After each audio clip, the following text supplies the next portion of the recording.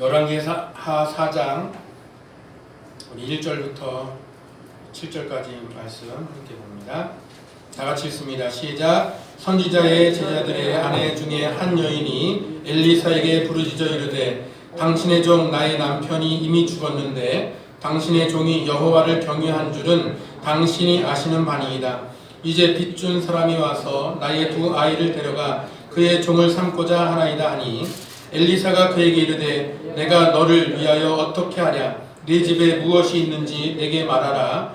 그가 이르되 계집종의 집에 기름 한 그릇 외에는 아무것도 없나이다 하니 이르되 너는 밖에 나가서 모든 이웃에게 그릇을 빌리라. 빈 그릇을 빌리되 조금 빌리지 말고 너는 내 두 아들과 함께 들어가서 문을 닫고 그 모든 그릇에 기름을 부어서 차는 대로 옮겨 놓으라 하니라.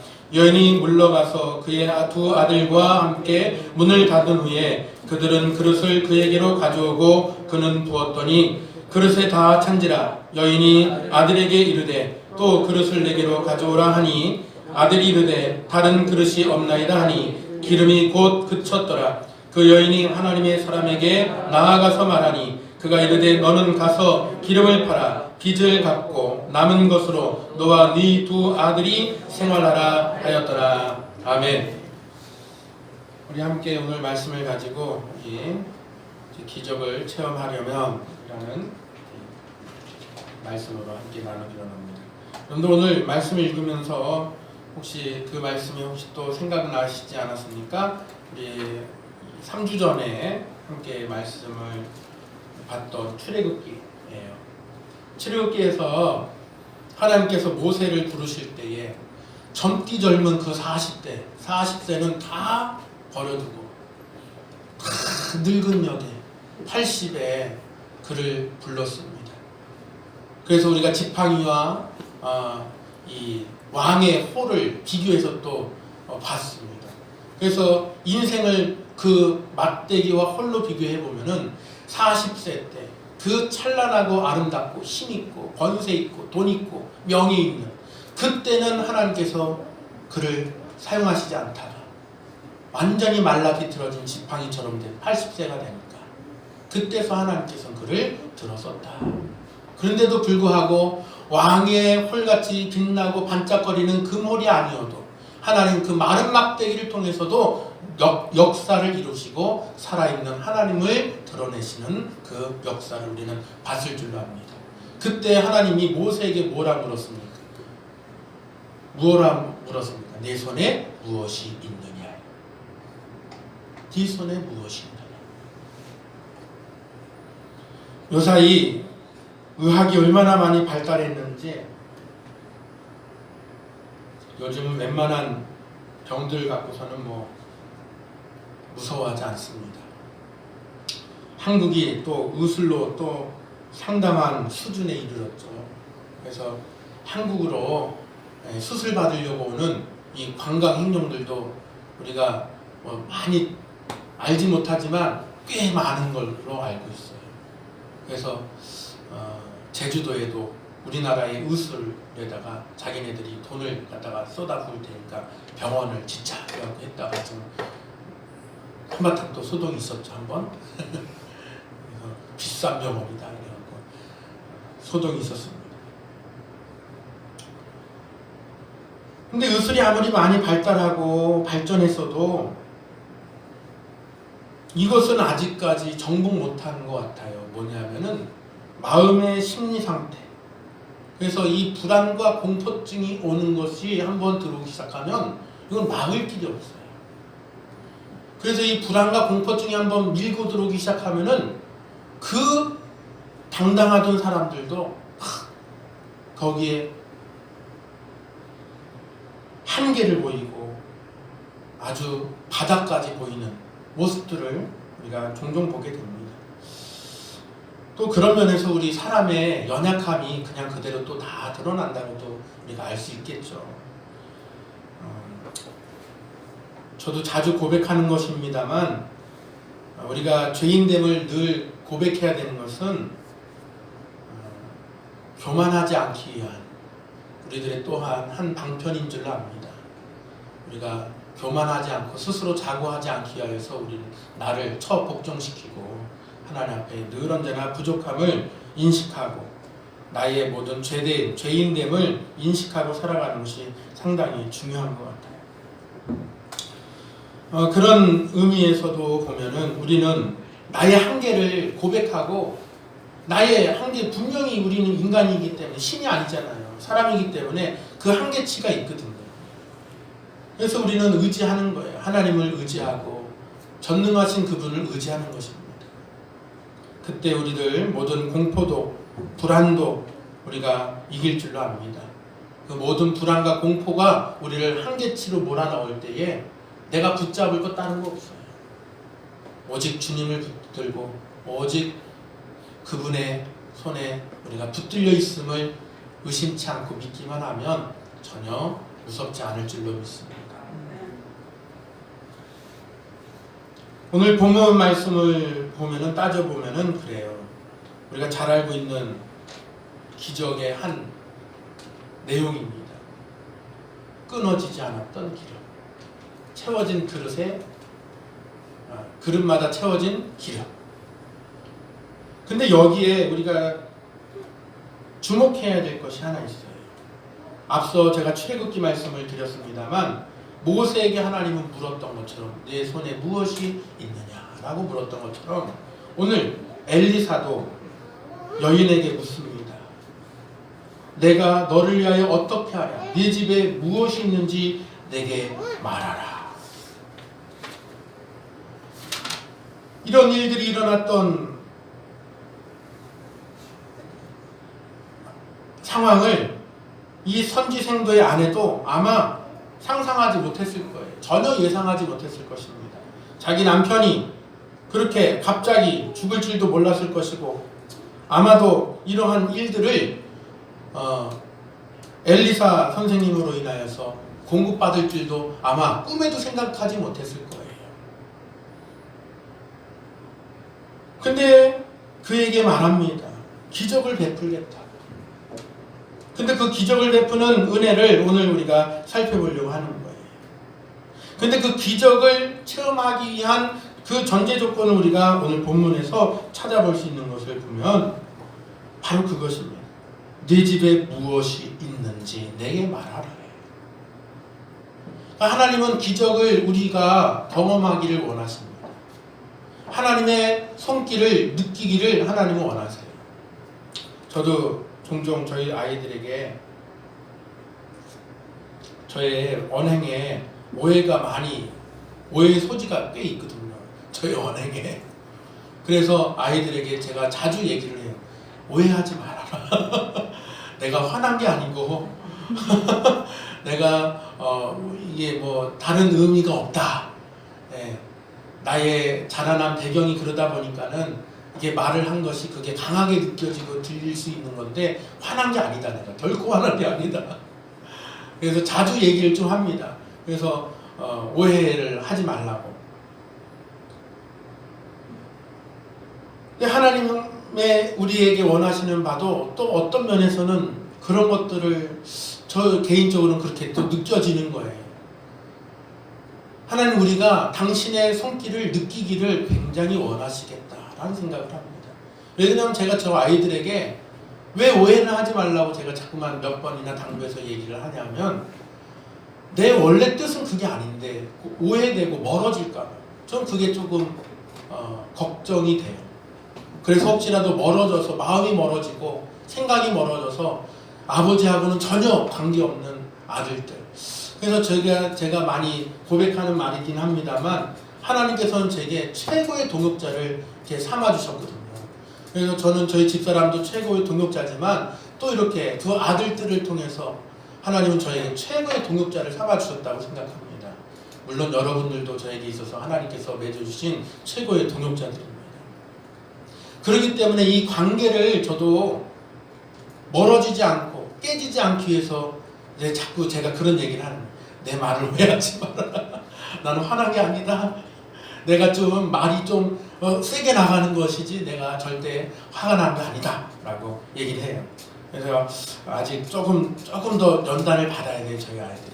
그래야 아직 저에게 대해서 조금 덜 적응이 됐어요. 네. 여하튼 제 마음에는 그래서 저희 아이들이 저를 오해하지 않고 저를 느꼈으면 좋겠거든요. 그래야 제 마음을 알잖아요.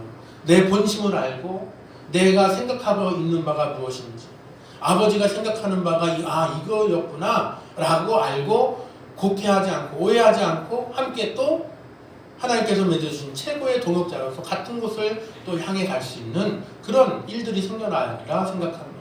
그러니까 이건 저의 아버지로서의 마음이죠.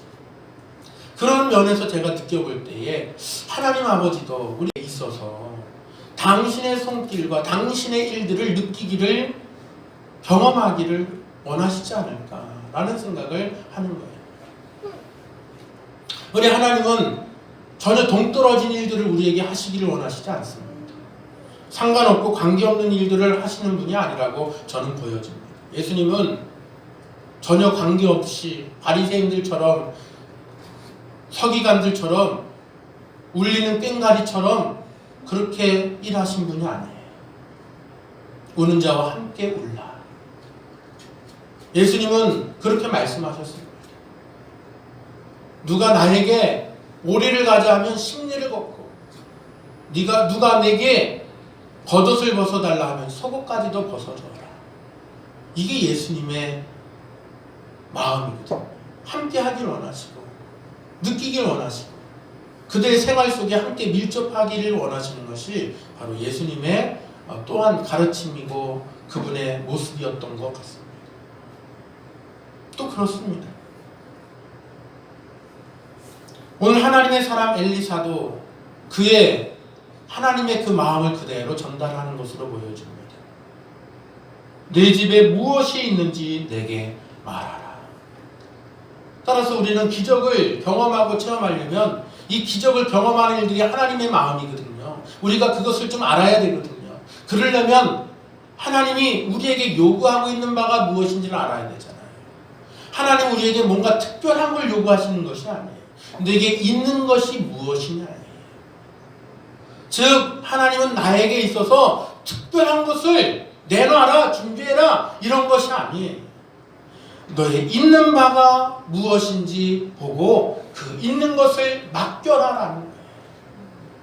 제가 맡긴다라고 하는 말을 한번 제가 설명을 한번 드린 바가 있습니다.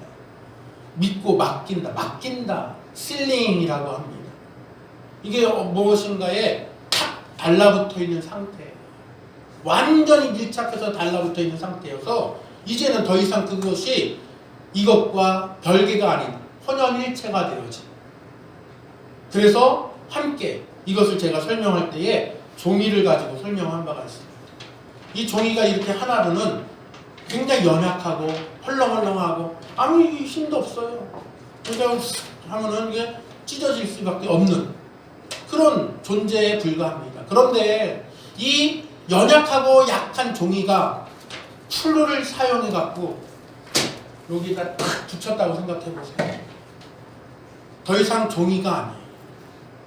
그거는 더 이상 연약하게 헐렁헐렁하는 종이가 아닙니다. 완전히 달라붙어 있는 상태가 되면 그것은 단단해진 어떤 것과 동일하여진 것이 되어버립니다. 우리들이 맡긴다라는 것은 그거예요. 내가 하나님께 나의 있는 것을 맡긴다라는 것은요, 내가 하나님께 완전히 붙어있는 상태를 말하는 거예요.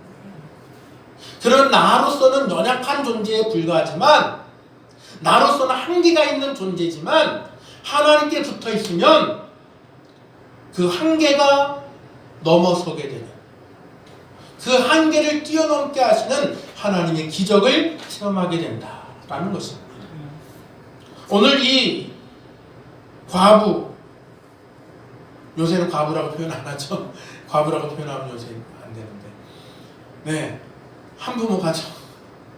근데 저 과부라고 할게요. 아들들하고 같이 살려니까 얼마나 퍽퍽하겠어요. 마음이 얼마나 답답했을 거예요. 막막하고. 근데 그에게 말한 것이 기적으로 일어나는데 눈앞에서 일어난 실현되는 기적이 체험하게 되는 거예요. 부어도 부어도 마르질 않는. 어떻게 할 때까지? 그릇이 다 찰 때까지. 그릇이 다 찰 때까지. 우리 있는 바를 하나님 앞에 맡겨놓을 수 있기를 주님의 이름으로 간절히 소망합니다.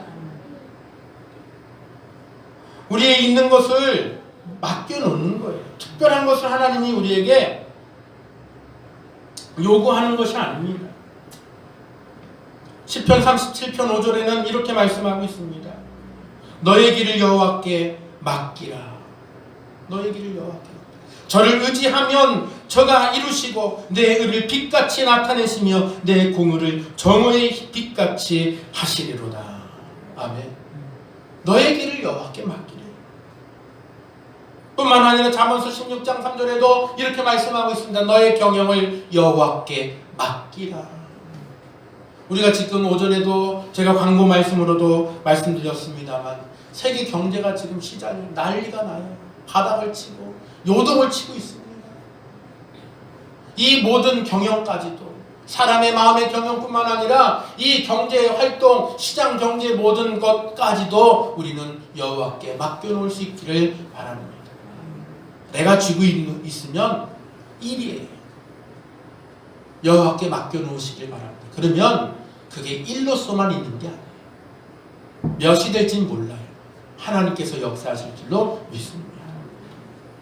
제가 저희 아이들에게 얘기를 가끔씩 합니다만 저희 아이들이 자기네들이 경험한 바를 저한테 고백한 거니까 얘기하는 거예요. 뻔한 재정에 뻔한 형편에 아이들에게 특별히 용돈이라고 따로 줘본 적은 크게 없습니다. 용돈이라고 따로 이렇게 막 별도로 책정해갖고 줄 형편도 안 되고 그 정도까지 될 일이 아니니까. 그런데 저희 아이들이요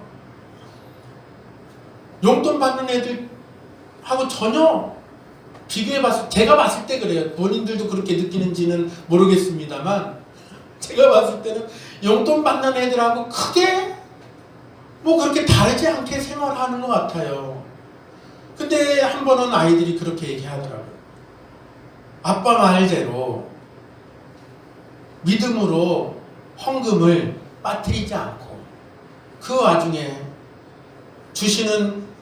가끔씩 주시는 용돈들 혹은 할아버지가 할머니가 혹은 삼촌이 줬던 거 그거 싹 홀랑 까먹지 않고 그거 사 먹을 거는 사 먹을 것대로 따로 놓지만은 헌금할 거는 또 헌금할 것대로 따로 놓고 했더니 나한테 돈이 계속 생기더라.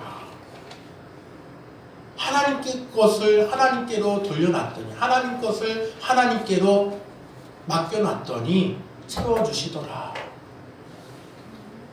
아이들이 저에게 하던 경험, 본인들이 겪은 경험을 저에게 얘기해요. 제가 특별히 아이들에게 돈을 주는 것도 아니고 근데 본인들이 전혀 불편함 없고 생활하는데 애들이 징징거리거나 그런 적은 없어요. 한 번도 용돈 달라고 막 징징거리고 뭘 필요한데 뭘 사야 되겠는데 이런 적도 없고요. 아마 필요가 제 생각에는 아마 어느 정도 만족했으리라 생각합니다. 물론 마음에 또 그러한 것들도 아마 하나님께서 만족할 수 있는 마음도 주셨기에 그것이 가능한 줄로 압니다만 여러분 우리가 주께 맡겨놓고 살면 주께서 우리를 만족하게 하실 줄로 믿습니다. 단순한 예를 들어서 참 죄송했던 말씀이었습니다만 이런 예만 들어봐도 우리가 하나님 앞에 맡기고 산다는 것이 나는 상상할 수 없고 나는 생각하지 못하는 하나님의 일들을 작지만 경험할 수 있는 모습이다 생각합니다. 조금 더 방향을 바꿔서 얘기하면은 하나님께 맡기고 사는 것은요 비록 경제적인 일뿐만이 아니에요. 우리의 모든 생활의 부분에서들도 그렇습니다. 하나님의 말씀을 그대로 적용하고 대입해 보는 것이 중요해요. 우리 아주 간단한 부분입니다만 하나님의 말씀을 아침마다 저녁마다 아침에 눈 뜨며 저녁에 잠자기 전에 하나님의 말씀으로 묵상하고 사는지 나의 삶을 대입해 봐야 돼. 해보면 알아요. 해보면. 식탁에서 주의 말씀을 먼저 묵상하고 하나님의 말씀으로 먼저 영의 양식을 삼고 그 다음에 식사를 하는지 테스트를 해보면 된다니까요. 해보면 돼요. 우리가 적용도 안 해보고 맡겨놔 보지도 않고 기적을 체험 못한다고 하면 안 되겠죠. 우리 모든 생활의 곳곳에서 우리는 맡겨놓고 살아가면 됩니다. 하나님 앞에 나의 있는 것을 맡겨놓기를 간절히 소망합니다. 특별하게 있는 것을 특별하게 해서 맡기라는 게 아니잖아요. 나의 있는 것을 맡기는 거예요. 내 집에 무엇이 있는지 내게 말하라. 우리도 하나님 앞에 있는 것을 맡겨놓는 이 믿음이 필요한 줄로 믿습니다. 오병이어의 기적이 일어났을 때 특별히 시장 가서 막 사온 게 아니에요. 한 어린 아이의 갖고 있었던 점심 도시락 너무나도 빈약한 보리떡 2개와 보리떡 5개와 물고기 2마리. 이 오병이어의 기적은요, 바로 있는 것을 가지고 예수님은 베푸시는 은혜를 허락하셨던 것을 우리는 봐야 됩니다. 예수님의 손에서 그 맡겨놨던 일들이 일어나니까 축사하시고 나니 떼어주라. 계속해서 떼어주는 거예요. 오늘 엘리사의 손에서 기름이 끊어지지 않았던 것처럼 말이죠. 다 먹을 때까지. 그리고도 얼만큼 남겼습니까? 12광준이나 남겼더라. 하나님께 전적으로 맡기고 의지하고 사는 우리의 신앙의 문제, 나의 태도의 문제라는 얘기입니다. 그러면 기적을 맛보든지 맛보지 않든지 하나님 앞에 맡기고 살아가면 그야말로 절호의 기회를 얻는 줄로 믿습니다. 주님께서 우리의 모든 일들 가운데 만지시고 터치하시는 것을 여러분들 느끼시고 살기를 다시 한번 주님의 이름으로 축원합니다. 나의 태도가 하나님 앞에 되면 좋고 안 되면 말고 이러면 안 됩니다. 전적으로 믿고 맡기는 우리의 삶이 요구된다라는 것을 아시기를 바랍니다. 오늘 이 선지생도의 아내도 의지할 때라고는 이 선지자 엘리사밖에 없었어요. 그를 의지할 길밖에 없었습니다.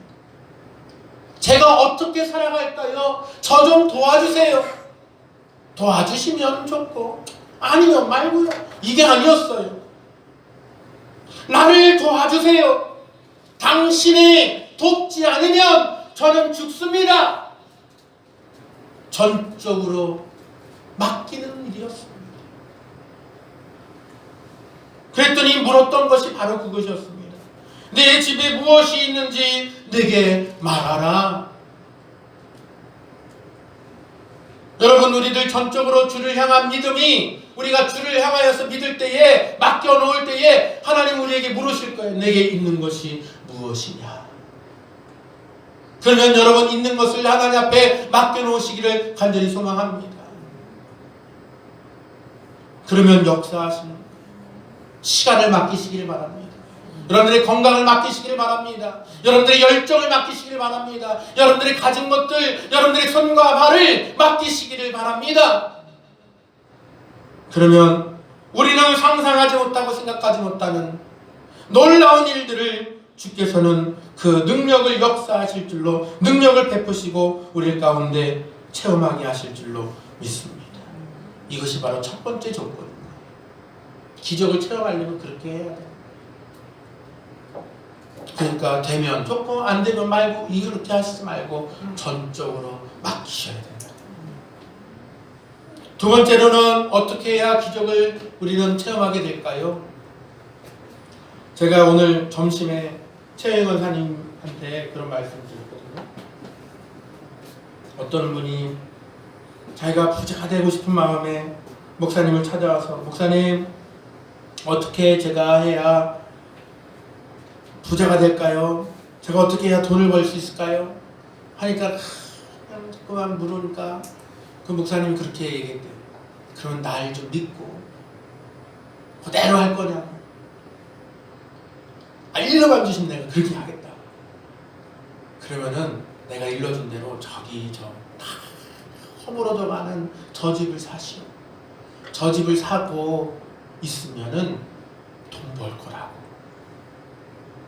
그리고 일러줬대요. 그래갖고 목사님 말씀을 믿고 그냥 철석같이 믿고 집을 탁 샀는데 한참 기다려도 집값이 오를 기미가 안 보이는 거예요.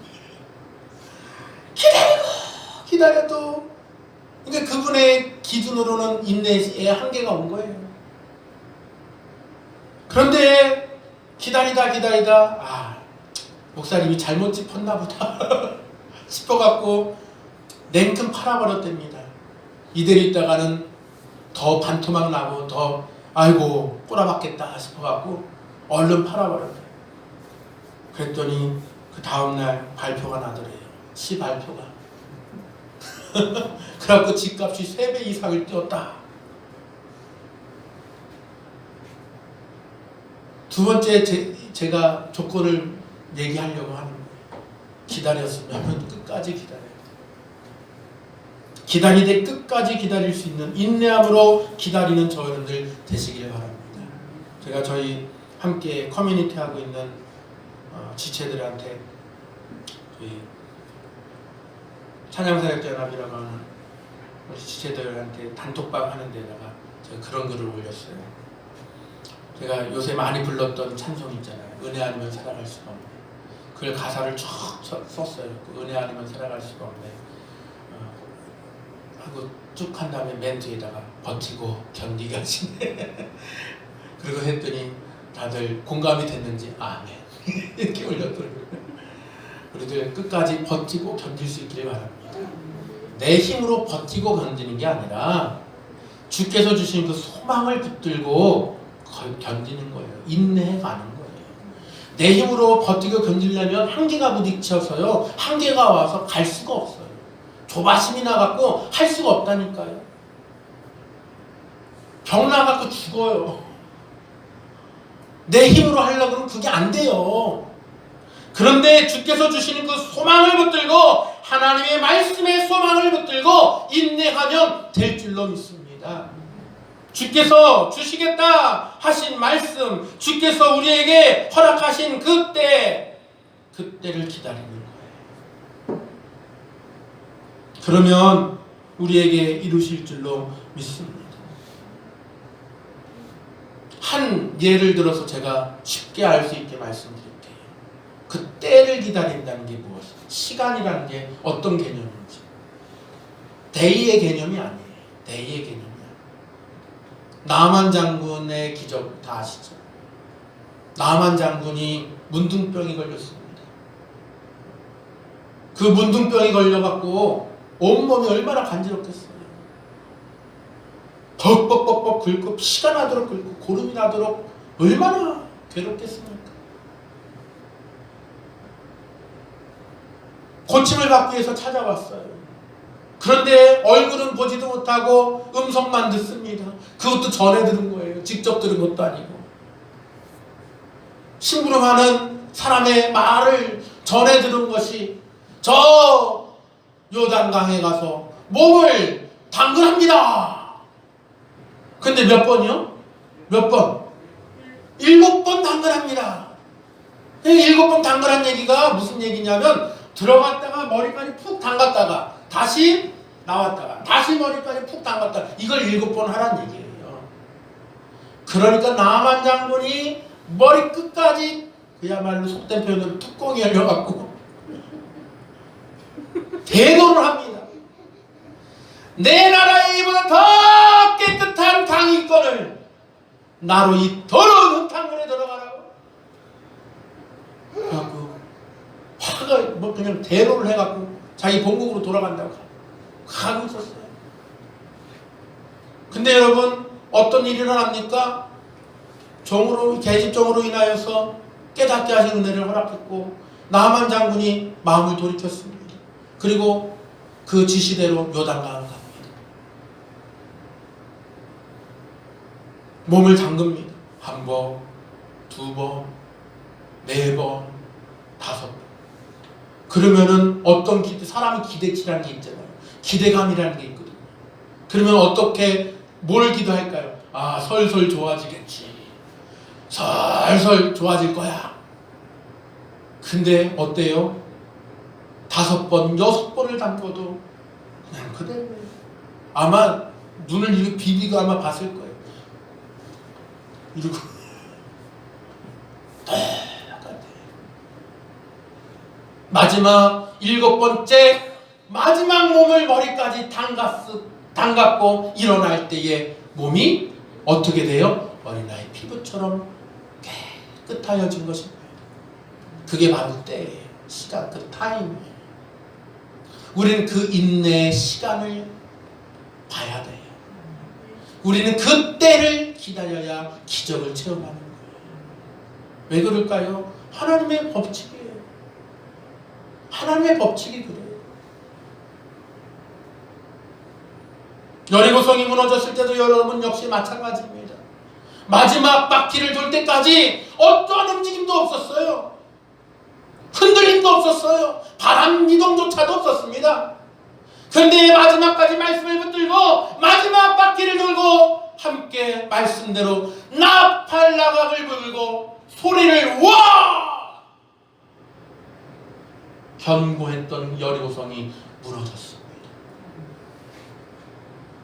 마지막까지 해야 돼요. 마지막까지.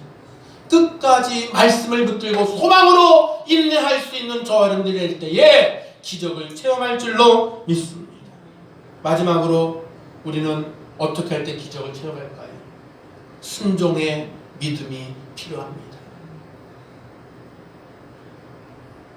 이성적으로 판단했을 때에 도저히 불가능한 지시를 할지도 몰라요.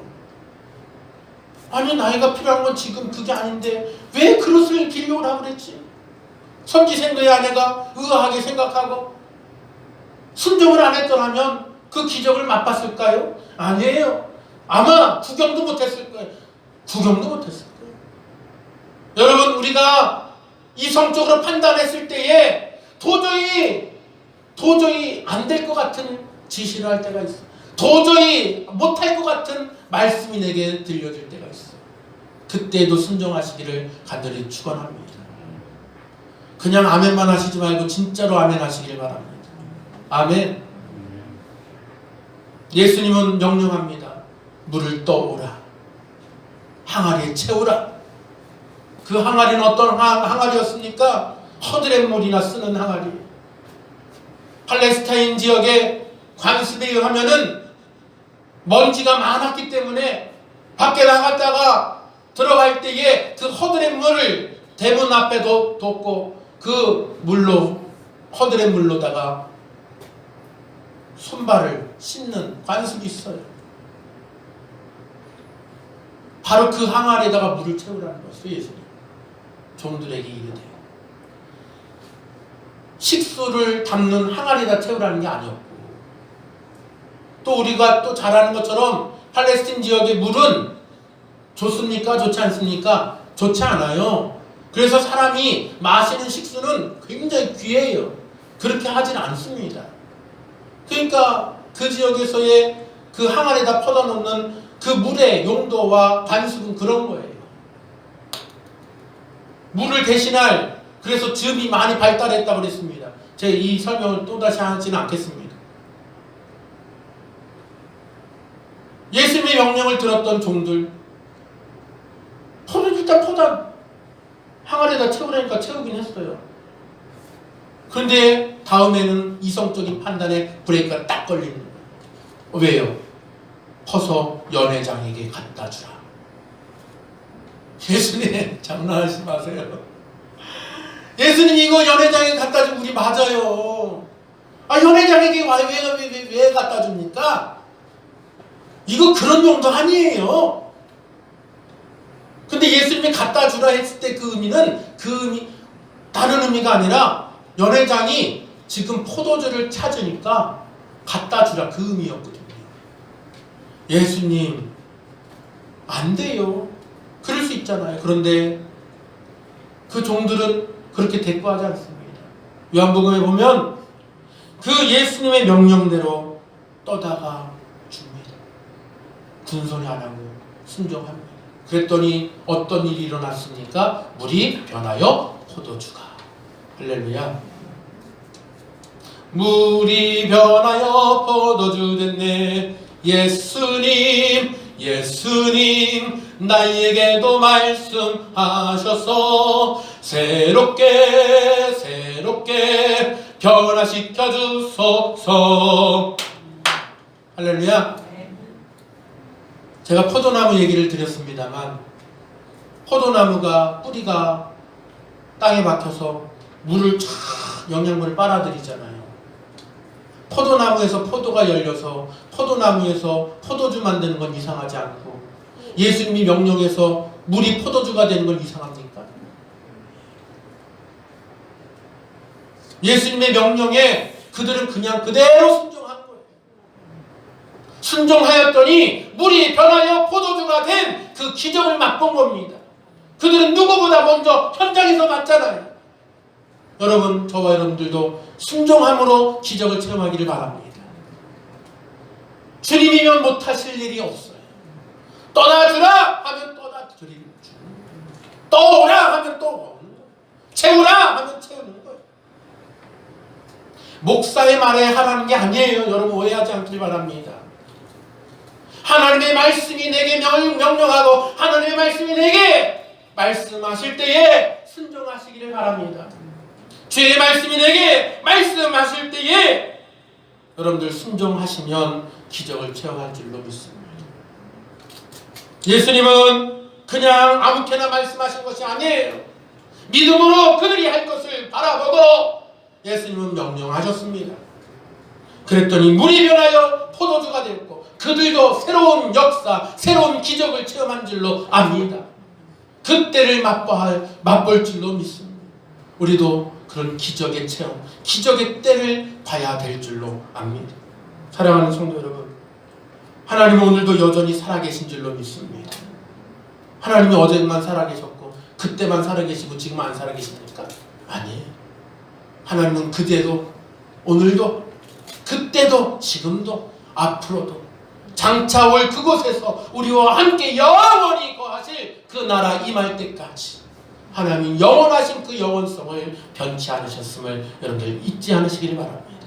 하나님은 살아계십니다. 하나님의 그 살아계심을 믿고 구하는 자들에게 크신 능력과 기적을 베푸심을 아시고 여러분 있는 것으로 주께 맡기시길 바랍니다. 하나님 앞에 전적으로 맡겨놓으시기를 바랍니다. 전폭적으로 하나님 앞에 믿고 맡기시기를 바랍니다. 여러분들의 모든 삶 가운데 순종함으로 기적을 체험하는 그리고 말씀을 소망 삼고 끝까지 인내하는 저여러분들이 다 되시기를 주님의 이름으로 축원합니다. 기도합니다. 사랑의 은혜가 많으신 아버지 하나님 감사합니다. 저희들 주의 말씀으로 우리가 기적을 체험하고 살기를 원합니다. 주님 우리에게 주신 모든 말씀들 우리가 전적으로 믿고 맡기는 일들 말씀의 소망으로 끝까지 인내하는 저희들이 되기를 원합니다. 주의 말씀이 내게 명령하실 때 순종하기를 원합니다. 나만 장군에게 일어났던 그 기적 예수님이 물을 포도주로 만드셨던 그 기적은 지금도 역사하실 줄로 믿습니다. 우리들에게 모든 그 순종의 때를 우리에게 기적의 그 때를 우리가 견딜 수 있도록 주님 저희들 믿음으로 나아갈 수 있도록 인도하여 주옵소서. 우리 한 주간도 주 은혜 가운데 살기를 원합니다. 우리 직장에서 우리의 가정에서 우리 모든 현장에서 하나님 순간마다 함께 하셔서 이 말씀 기억나게 하여 주시고 주를 향한 그 믿음으로 저희들 전적으로 믿고 맡기는 한 주간이 되어줄 수 있도록 은혜도 허락하여 주시옵소서. 감사드리며 우리 구주 예수님의 이름으로 기도하옵나이다. 아멘. 기도하고 마치겠습니다. 이제는 우리 주 예수 그리스도의 무한하신 은혜와 하나님의 크신 사랑하심과 성령님의 감화 감동 교통 교제케 하시는 은총이 오늘 시간 주와 함께 동행하고 기적을 체험하기를 소망하는 우리 사랑하는 성도들 머리 위에 한 주간의 삶 가운데 이제로부터 영원토록 함께 있을지어다. 아멘.